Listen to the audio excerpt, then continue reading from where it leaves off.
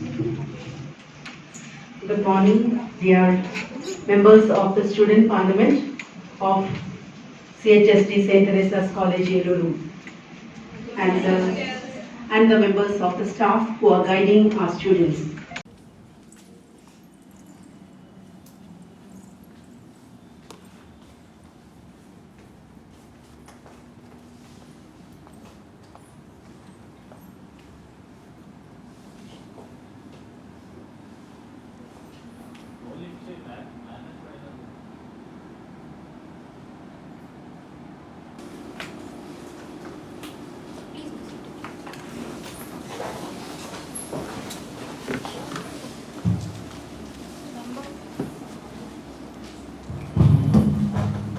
Member to take the oath or affirmation. Secretary General, please. Srimati Varsha Jain, who stands elected from the Pali constituency of Rajasthan. Oath, please. In which language would you like to take the oath, madam? Hindi, please.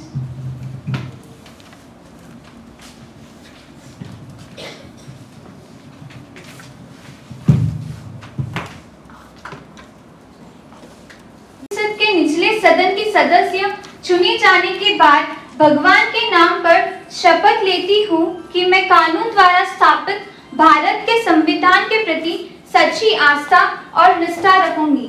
मैं प्रतिज्ञा लेती हूँ कि अखंडता व ईमानदारी से इस कर्तव्य का निर्वहन करूंगी जिसमें मैं प्रवेश करने वाली हूँ।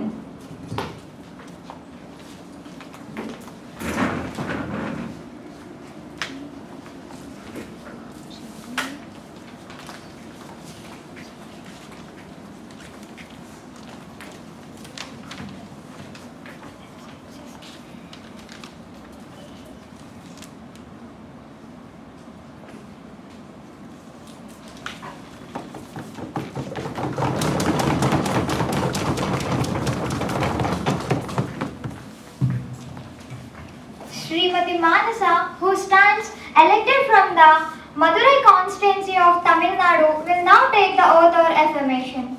Oath, please. In which language would you like to take the oath, madam? In English, please. Of the Lower House of the Youth Parliament, do swear in the name of the God that I will bear true faith and allegiance to the Constitution of India as by law established, that I will uphold the sovereignty and integrity of India, and that I will faithfully discharge the duty upon which I am able to enter.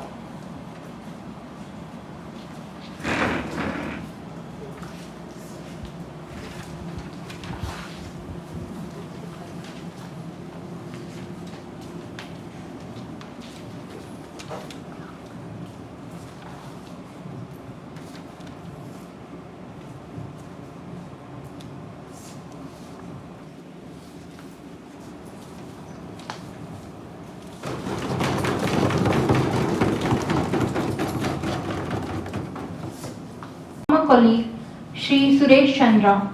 Sri Suresh Chandra was an agriculturist by profession and an active social worker.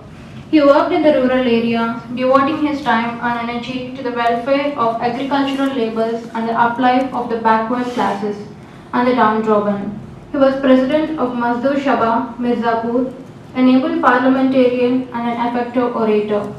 He gave tribute to Sri Suresh Chandra, whose death has been deeply mourned by all. He came from a family of freedom fighters. He was a young man. His father had made his name on his own. This tradition was carried out by his family. He was with us to the last moment. He seemed well and happy. The shock of his passing away was all the greater. He had a bright future ahead of him. I would like to extend my condolences to his family. Associate myself with the tributes paid by you and the leader of the house. I had the privilege to work with the Suresh Chandra as a colleague. He was a person who, because of his lovable nature, never annoyed anyone, and he was always with a smiling face and was a very open-hearted person. We have lost a very good social worker, political worker, and a public man in him. I would like to associate myself and my party in sending our condolence to the bereaved family.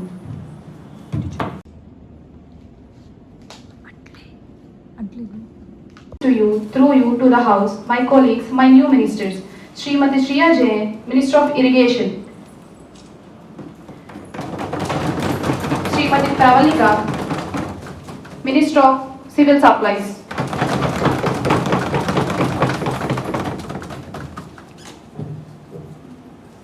Now the question hour starts. Question number 319, Kumari Sheikh Amisha. Madam Speaker, will the Minister of Finance be pleased to state whether any representation has been received from the Ministry of Rural Development by the Department of Expenditure regarding release of funds for the Shyama Prasad Mukherjee Rural Mission? If so, the details thereof along with the action take thereon. Whether the Department of Economic Affairs has stated that 31st March 2022 in the sunset day for Shyama Prasad Mukherjee Rural Mission. If so, the reasons therefore and the reasons for the Department of Expenditure for not releasing the funds for the Shyama Prasad Mukherjee Rural Mission. Finance Minister Srimati Lalita. Madam Speaker, first started question number 319 were answered on August 8, 2022, raised by Amisha regarding funds for Shyam Prasad Mukherjee Rural Mission. Yes, Madam Speaker. Department of Expenditure had received communications from the Ministry of Rural Development regarding release of funds under Shyam Prasad Mukherjee Rural Mission. As per figures submitted by MORD DOE in March 2022, had awarded MORD to release an amount of rupees 288.89 crore till the end of financial year 2021-22 towards the total committed on ground under SPMRM. Thereafter, MORD in June 2022 again submitted revised liabilities figures under SPMRM and requested for its sanctions and release.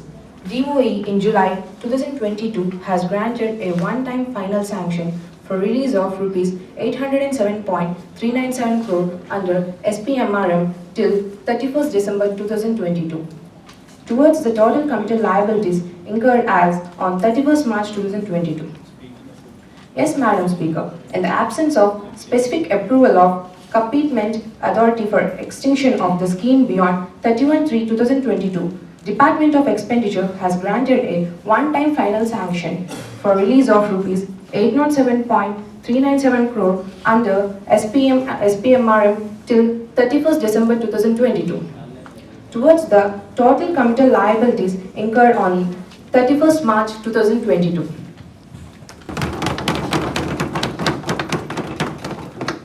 Next question. Number 3111, Kumari Payal.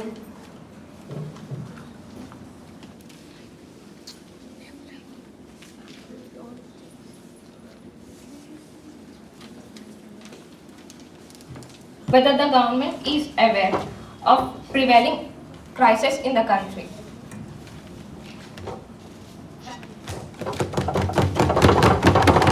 And diesel have been market determined with effective and from 26/6/2010 and 19/10/2014 respectively.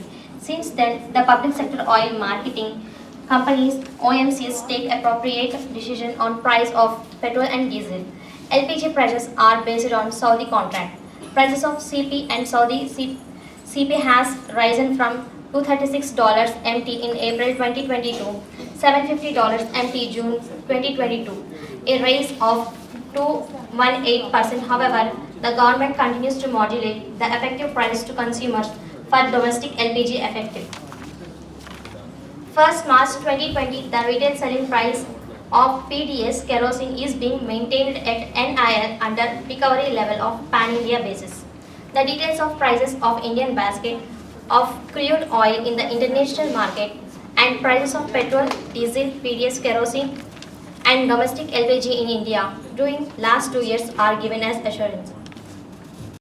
Kumari Padmanisa.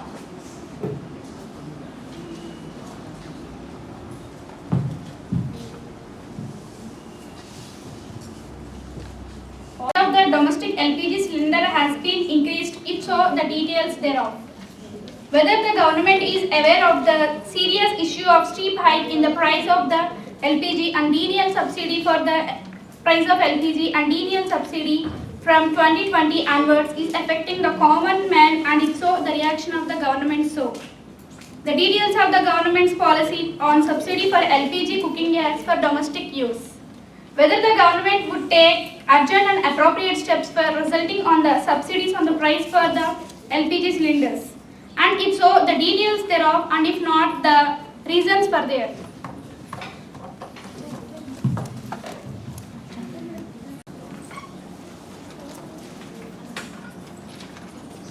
Respective products in the international market, prices of LPG in the country are based on Saudi contract price. The benchmark of international prices of LPG, Saudi CP has risen appropriately to 58% from April 2020 to November 2021, to 36 USD MT to 846 USD MT. However, of domestic LPG, the government continues to modulate the effective price of consumer to insulate the common man from rise in international prices. Under the DBTL scheme, subsidy amount equal to the difference between retail reselling price and subsidized price of the domestic cylinder is deposited in the account of eligible beneficiaries. The details of retail reselling price of domestic LPG at Delhi, Jan 2020 are given as assurance.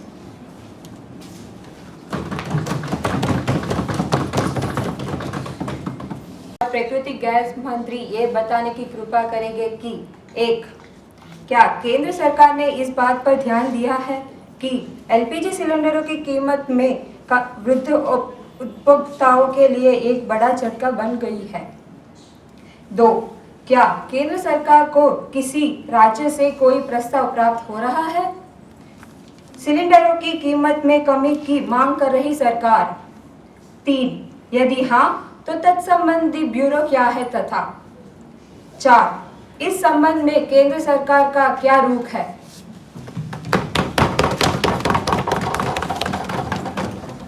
The prices of petroleum products in the country are linked to the price respective products in the international market. Prices of LPG in the country are based on Saudi contract price. The benchmark of international prices of LPG Saudi CP has risen approximately to 38% from April 2020 to October 2021, to 36 USD MT to 797 USD MT. However, for domestic LPG, the government continues to modulate the effective price to consumer to insulate the common man from raising international prices. Will the Minister of Petroleum and Natural Gases be placed to state whether the maximum detailed price of domestic LPG cylinder includes home delivery charges along, and if so, the details thereof? Whether the cases of overcharging for home delivery of domestic LPG cylinders above its MRP by LPG distributors have been reported and has come to the notice of the government across the country, particularly in small cities, during each of the last 3 years and the current year. If so, the details thereof. State or UT and company-wise along with action taken or being taken by the government in such cases so far. The number and the nature of complaints received by the government against the LPG distributors across the country during the said period, state or UT and company-wise along with the present states of such complaints, and the other steps taken or being taken by the government to bring transparency in the function of LPG distributors across the country along with the achievements thereof. The retail selling price of domestic LPG cylinders include charges towards home delivery also. The current applicable charges towards home delivery of various sized of domestic LPG cylinders as under. Public sector oil marketing companies OMCS receive various complaints such as overcharging for domestic cylinders, delay in retail delivery, unaccounted sale of LPG cylinders, supply of underweight cylinders, release of LPG connections to ineligible persons or non-eligible, home delivery of domestic eligible refills or by LPG distributors, etc. In all such established cases, action is taken as provisions of marketing discipline, cylinder guidelines, distributionship agreement. The statements UT wise details of overcharging on refills during the last 3 years and current year. Therefore, 2018 to 2019, 2019 to 2020, 2020 to 2021 and April-December 2021 are as Assurance 1 and other established case irregularities, malpractices are at Ensure 2.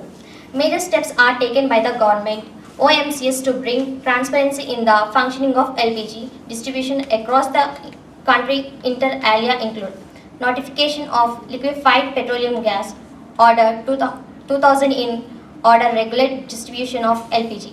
Provision of digital payment facility is to the consumers.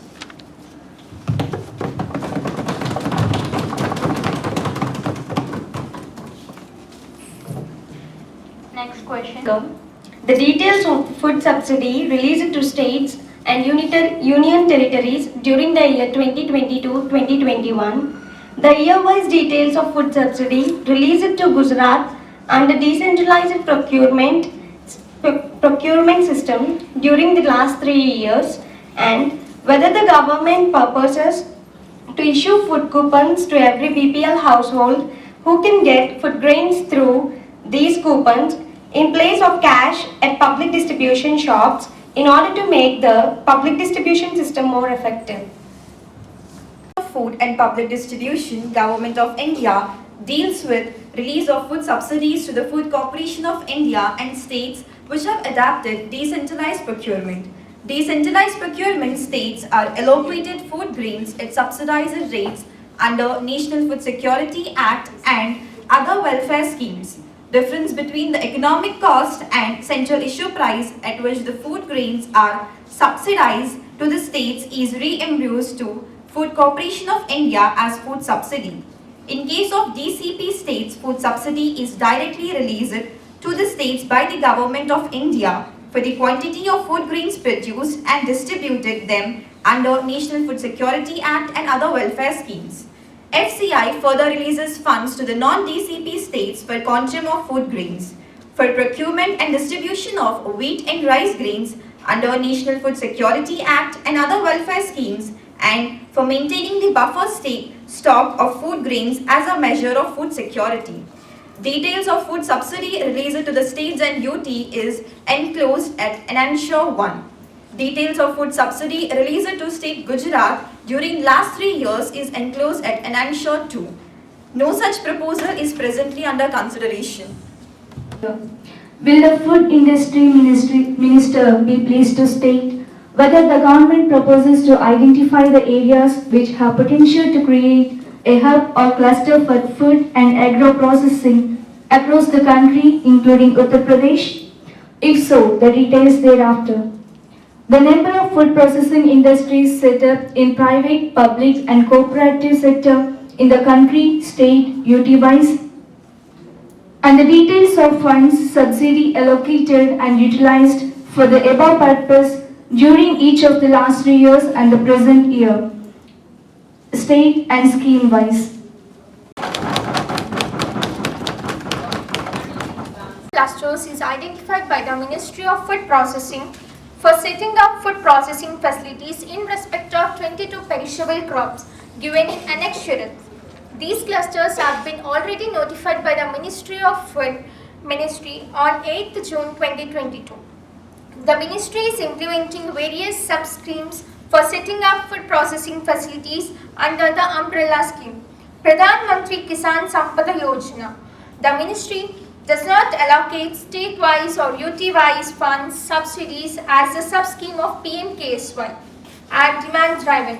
However, based on location of projects supported by the Ministry under PM-KSY for establishment of food processing facilities, the state-wise breakup of projects along with grants in aid approved and released during last 3 years and current year are given in the Annexure 2.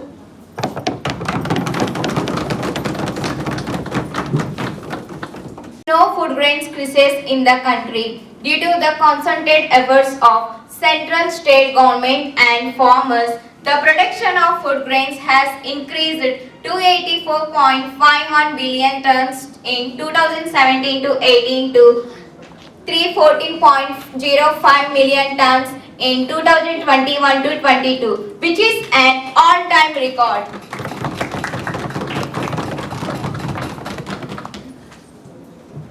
e-Shram portal has crashed multiple times due to heavy traffic therein. If so, whether the government has taken any steps to redress the same, and if so, the details thereof. Whether the government has taken any steps to make the e-Shram portal differently able friendly, if so, the details thereof, and if not, the reasons therefore. Whether the government has any plans to link the e-Shram portal card with other cards such as One Nation, One Ration card to make delivery of benefits to workers more efficient, if so, the details therefore, and if not, the details thereafter. On 26 August 2021, Ministry of Labour and Employment launched e-Shram portal to create a national database of unorganized workers.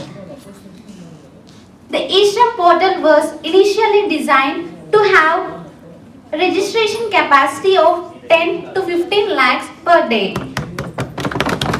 However, the portal received unprecedented response from unorganized workers and the actual load increased beyond the initial design capacity. To address this issue, e-Shram portal capacity was increased to support registrations up to 80 lakhs per day. The differently abled assistive features of the portal enable people with visual impairments to access the website using assistive technologies such as screen readers. A user with visual disability can access this website using font magnifiers and screen readers.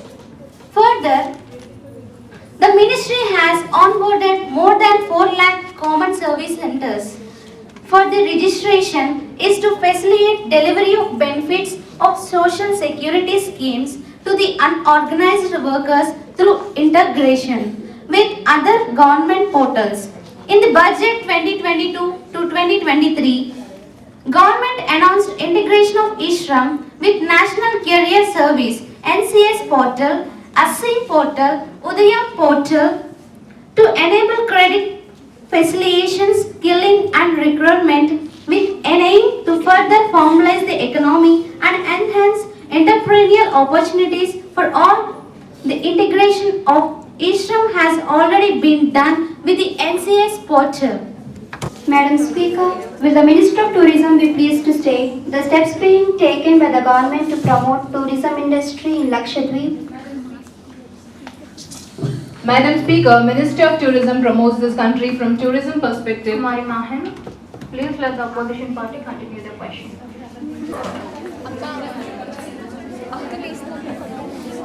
Whether the government proposes to develop Cheriam Island of Lakshadweep by giving it the status of tourism industry, whether the government proposes to expand the present air and sea services in view of tourism, if so, the details thereof, and if not, reasons therefore. Promotes the country from tourism perspective, including Lakshadweep in a holistic manner. As part of its ongoing activities, it releases global print, electronic and online media campaigns in important and potential markets overseas for promotion in various tourist destinations and products of the country under the Incredible India brand line through overseas promotion and publicity, including market development assistance (OPMD), and within the country through domestic promotion and publicity, including hospitality (DPPH) schemes. Promotion of the destinations and different themes, including leisure, adventure, luxury, cruise tourism, etc., are also regularly undertaken through the website www.incredibleindia.org and the social media accounts of the ministry. Further, the domestic India tourism offices carry out regular activities and events for the promotion of tourism in the country. According industry status to hotels is within the domain of the state governments. The Ministry of Tourism, Government of India has strongly advised all the states to provide industry status to hospitality products by issuing suitable policy guidelines to provide capital subsidy on new investments to hospitality products and power tariff, water tariff and property tax at industrial rates to encourage investment in the sector. Further, UT administration of Lakshadweep has informed that they have initiated the process for expansion of Agatti Airport to facilitate operation of bigger aircrafts. As of today, only ATR 72 aircrafts can operate. They have also informed that in principle approval for development of a new civil-military dual-purpose airport in Minakoi has been given by the Minister of Defence.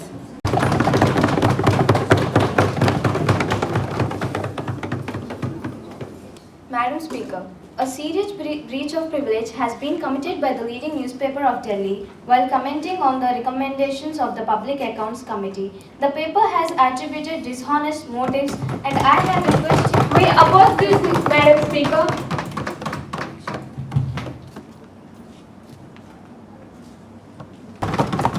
Kumari Bhagyashree, have you given notice of it earlier? I have already given notice of it at 10 a.m. today. It will be examined when it comes to me. I shall consider it and let you know my decision. Now papers to be laid. I beg to lay on the table a copy each of the following notifications under subsection 1 of section 28 of the Mines and Minerals Regulation and Development Act 1957. The Mineral Concession 3rd Amendment Rules 1987 published in the notification number GSR 1002 in the Gazette of India dated 21st December 1987. SO 147 published in the Gazette of India dated the 14th February 1988 authorizing the Geological Survey of India to carry out such detailed investigations for the purpose of obtaining such information as may be necessary in the areas specified in the table annexed to the notification. I beg to lay on the table a copy each of the following under subsection 1, 619A of the Companies Act 1956. Review by the government on the working of the State Farm Corporation of India Limited in the year 1986 to 87. Annual report on the State Farm Corporation of India Limited, New Delhi of the year 1986 to 87 in the along with the files and audited companies in the file with the normal forms on that.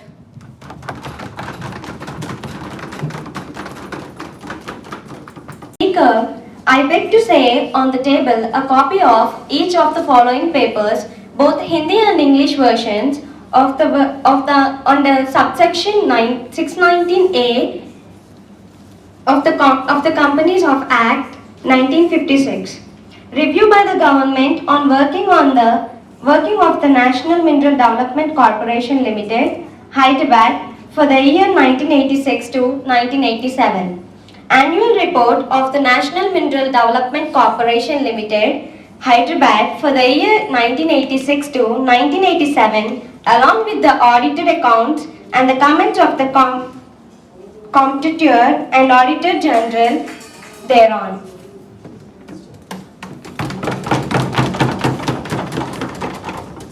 Message received from the Secretary of the Upper Chamber of the Youth Parliament. In accordance with the provisions of the rules of procedure and conduct of business in the Upper House of Youth Parliament, I am directed to enclose a copy of the Illegal Migrants Bill 1988, which has been passed by the Upper Chamber at its sitting held on 1988.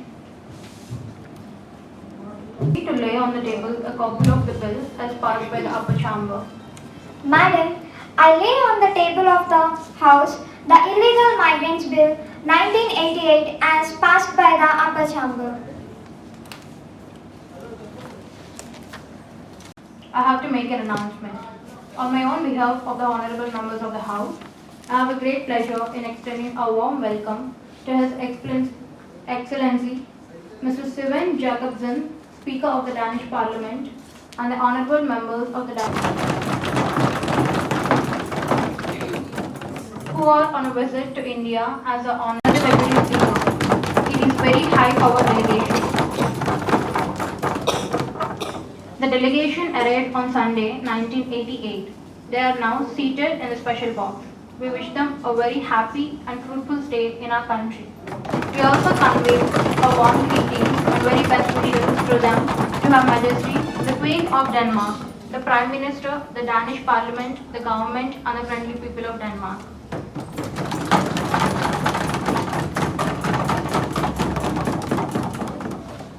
Further to amend the Employees Provident Funds and Miscellaneous Provisions Act 1952, the Indian Penal Code.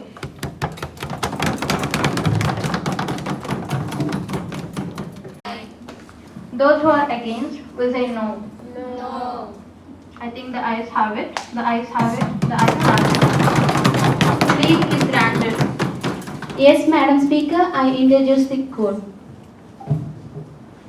To move that the bill to provide for the more effective prevention of the commission of sati and its glorification for matters connected therewith or incidental date to be taken into consideration. Madam, the House is aware of the crime of sati recently committed in a village of our country. All sections of our society have shown a rare unanimity in condemning the incident and views the effective prevention of the commission of sati. And it is glorification all through the offence of attempt to commit suicide is contained in section 309 of the Indian Penal Code and has been held by the various courts to include the commission of sati. Thus punishment is not determined enough to prevent such a practice. Besides, there is no prohibit the glorification of sati. The bill defines sati comprehensively to include not only the burning of burial alive of a widow with the deceased husband but also a widow with the husband or relative. This is because it has come to our notice that there have been cases where a woman has been burnt alive with a brother or a stepson. So anyone who obeys the commitment of state would be punishable with the maximum penalty, that is death or imprisonment or life. For the abatement of an attempt to commit sati would be punishable with imprisonment for life. For the attempt to commit sati, we have provided the same punishment as for the attempt to commit suicide in the Indian Penal Code. However, since only a person under great pressure or not sound in mind would attempt to commit sati, we have provided that the code typing such an offence should behave convicting any person like into considerations the circumstances leading to the commission of the offence. Glorification of sati has been defined in detail and include observance of ceremonies, collection of funds and construction of temples. We propose punishment by imprisonment which may extend to 7 years for the offence of glorification of sati. The bill also lays down procedure for setting up for social courts and appointment of social public prosecutors. All views in force immediately before the commencement for the proposed act will stand repealed. But anything already done under the laws, so repairs shall be deemed to have been done under the corresponding provisions of the act.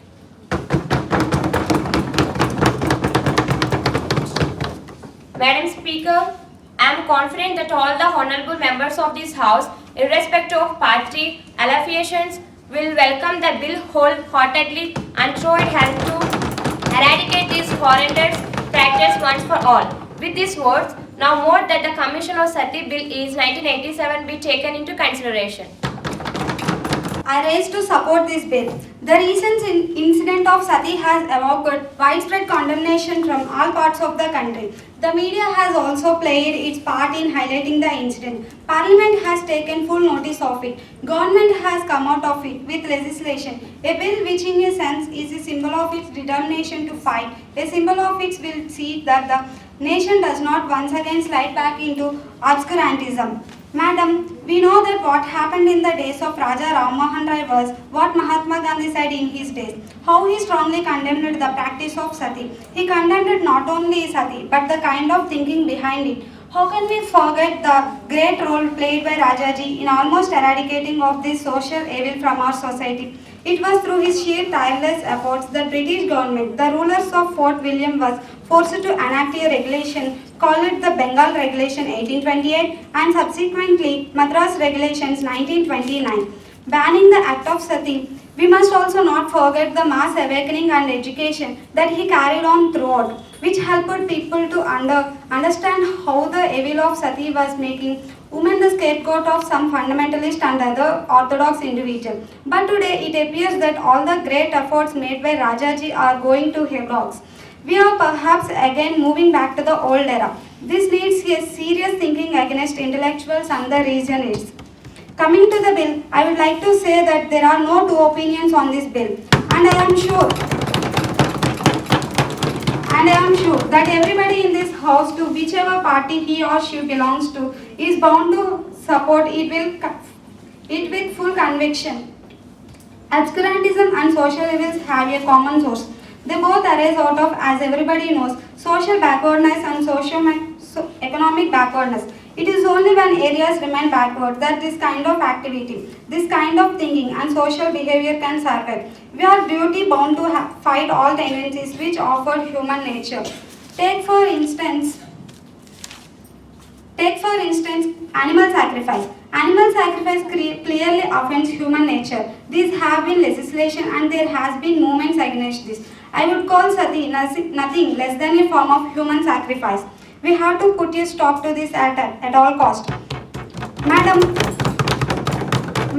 having said all this, I have to draw your attention to the legislation itself. It is a very good piece of law. However, since it is admitted that the woman is not in a proper state of mind, she should not be unnecessarily punished because sati is 100% murder. This has to be more specifically recognized in the bill. I feel that this practice can be effectively curbed once and for all. In conclusion, I would also stress on the fact that socio-economic developments can play a great role in eliminating evil tendencies. With these words, I strongly support the bill. I thank you for having given me an opportunity to speak on feelings that have to address this august house. The whole country was shocked and humiliated by the recent incident of Sati. There were women movements throughout the country demanding prevention of this type of crime, and my party was in forefront of this agitation. It was only after the strong reaction from the people that the government has been forced to bring in this legislation. This bill provides the attempt to commit sati will be punishable as suicide. If the woman is forced to die, then the charges should be against her murderer and not against herself.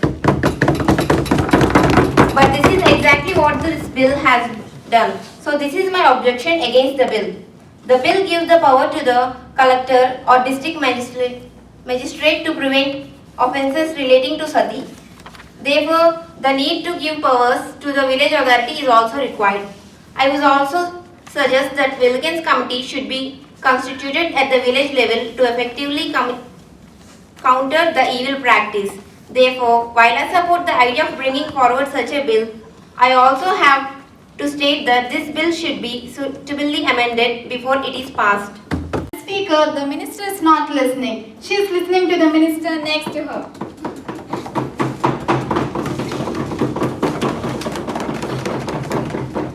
I am listening. Opportunity to participate in this debate. I will not go into the different aspects of sati because the learned speakers before me have already dealt with it at large. The only thing I would like to point out that through this bill tries to cover one social evil, basic living and social conditions. The government should seriously consider as to how the living conditions of widows should be improved. This is my opinion will to large extent eliminate the conditions in which this sought to participate find ready breeding ground.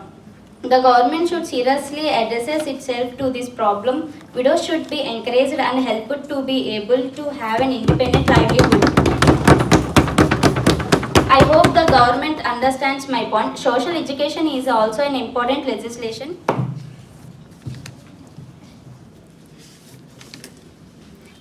Is only an injection. Social education is an inculcation. Government should not only be satisfied with giving injections but also should ensure that the people are inoculated against these diseases of sati. At the end, I would like to say that we all must try to bring about a social revolution and root out conservatism and fundamentalism in our country. It is not the question of women's right only. It is our national honor and human existence as a nation. There is absolutely no doubt that majority of our people in India belonging to a political party, any caste, any religion, will join hands in this crusade against sati to discharge their supreme responsibility towards the construction and towards the dignity of our women. Thank you.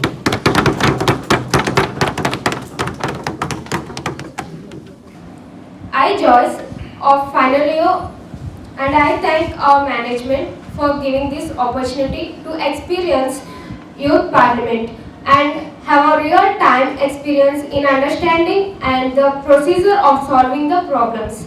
And I also thank our government for giving this opportunity so that we can bring the best tomorrow by understanding the current and burning situations of the nation. Thank you one and all. Jai Hind.